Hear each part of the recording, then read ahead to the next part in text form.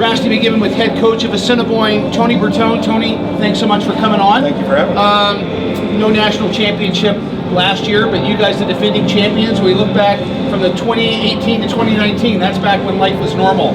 Tell me what it's tell me a bit what it's like for things to kind of get back to normal and be back in a national tournament. Well, we had a great group of girls, you know, and in the 18-19 that we won.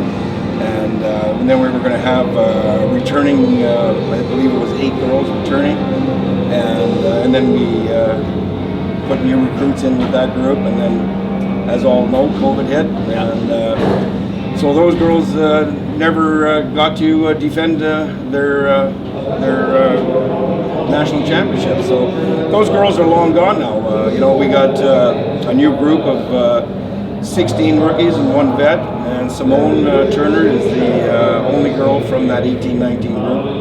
And you know what? They're enjoying it, and we are all enjoying this tournament.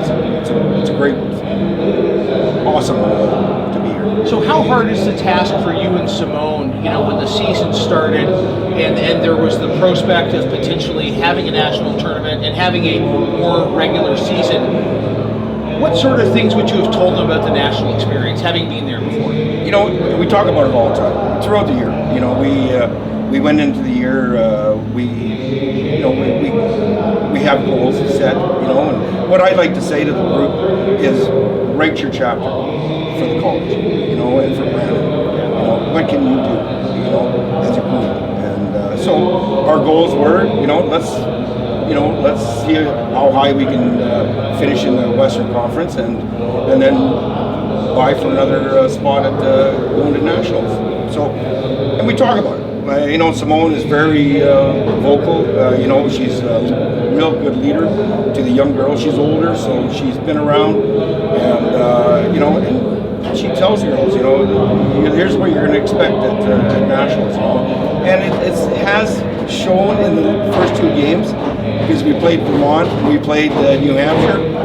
Girls were nervous, you know, and it took 1 period for them to settle down and then play our game in the second and third, in both games, you know. So, but again, it's just communication, and with, like I say, with Simone being the captain and with all the experience under her belt, it's a great help to the coaching staff.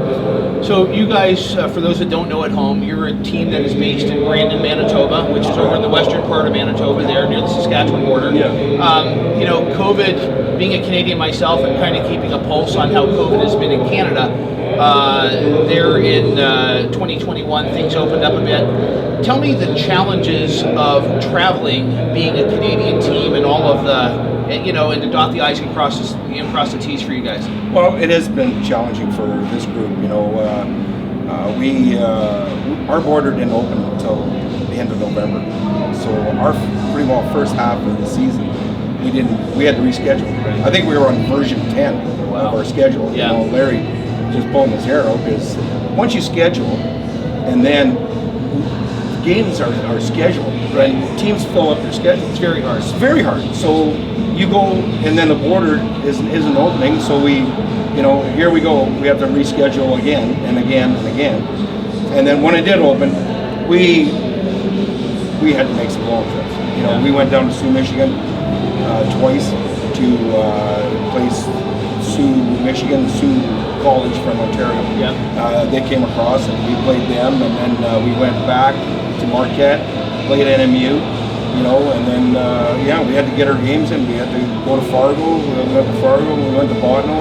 We played 1 game there. We only had 2 games at home this year. So, you know, with something that has evolved in the ACHA has been the inclusion of some Canadian teams. Yes. Tell me what it's like for a Canadian team to have a league like this. And I mean, I'm not ringing the bell about it being American, but tell me what it's like to have a league like this so you can play in with a championship of this magnitude. This is golden for us Manitobans or Canadians to play and be part of an ACHA Div 2 program for our college. It is unbelievable. We're just thankful that we're, you know, allowed to participate in this tournament. It's unbelievable. How does that help you when you're talking to prospective girls coming into your program? Well, I'll tell you, at 18, 19, my phone started ringing and emails were coming. Yeah. So I didn't have to do too much recruiting, and you know, and the work that the scouts I have in place and my assistant coaches, and you know, we do a lot of work to build this program, and it you know, we vet our girls to make sure that they're coming to the college for the right reasons, not just come to play hockey. Right. For the program. Right. We want you to get a diploma. Right. And we're very, very strict on that. Yeah. We want you to come to and get a diploma. So we look at their marks. You know, we look at their character, everything. We talk to coaches. We do all that, and we make sure that we bring in the right girls that are going to do our program proud. Yeah. And they're coming for the right reason, because we want them to graduate and leave with a diploma. Have you had any contact since this 2018-2019 season from other colleges and universities that are inquiring about what the ACHA experience is like and has been like for you? Not overly. No, I don't have much contact with other programs. I shouldn't say that. I have had contacts about